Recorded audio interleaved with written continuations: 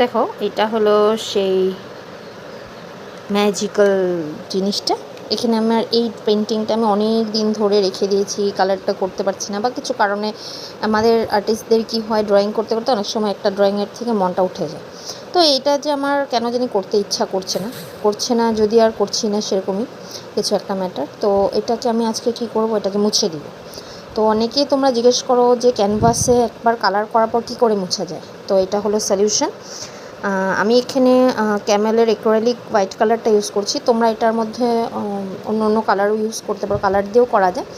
আবার আরেকটা জিনিস পাওয়া যায়, আমি ঠিক মনে নেই নামটা, ওই জিনিসটাও ইউজ করে এটাকে এসে করতে পারো। তো চলো এটাকে নতুন করে একটা ক্যানভাস বানাই, দেখি হয় কি না। হ্যাঁ, আমার ওটা ফার্স্ট টাইম এক্সপিরিয়েন্স, যেহেতু আমিও এটা নতুন করেই করছি। একটু জল নিয়ে নেব, বেশি জল ইউজ করলে এটা ইস্যু হয়ে যায়।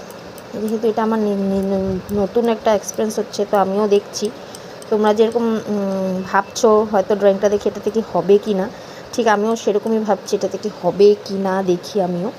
তবে কি আমি যখন আমার কোর্স করেছিলাম তখন কোর্সের মধ্যে স্যার একবার আমার ভুল হয়েছিল, তখন আমাকে বলেছিল যে এটাকে মুছে আই পোর্শন একটা ড্রয়িংয়ের মানে ফেস প্রপোর্শনের সময় আইয়ের যেটা পোর্শন থাকে, আই পোর্শনটা আমার ভুল হয়েছিল।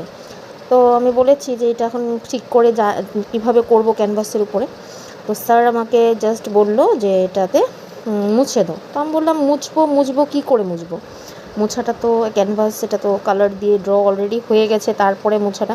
তখন বলছে কেন, ক্যানভাসে মোছাটা অনেক ইজি একটা ম্যাটার, এটাতে তুমি কালার পুট করে দিলেই ওটা আর ধরা যায় না, কারণ অ্যাক্রিলিক আর অয়েল পেন্টিং দুটা ট্রান্সপারেন্ট কালার না, আর এটা স্ট্রং একটা কালার হয়।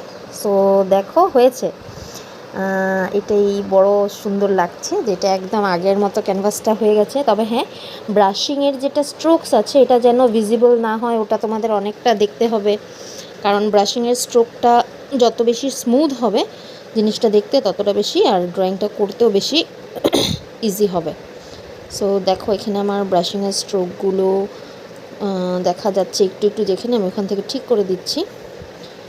তোমরা বলো তো এটার মধ্যে কি ড্রয়িং করলে, এটার শেপটা তো দেখছো একদম ওভেল শেপের হয়, তো এটার মধ্যে কী এমন ড্র করলে পরে তোমাদের স্পেশালি ভালো লাগবে, আমাকে যদি কমেন্টে এসে বলো, আমার ভালো লাগবে এই কথাটা শুনতে। আর ওই রকমই আমি ড্রয়িং একটা করতে ইচ্ছুক, যে তোমরা আমাদেরকে বলো আর আমি ওটাতে পেন্টিংটা করি। আজকের জন্য এতটুকুনি, টাটা, বাই বাই।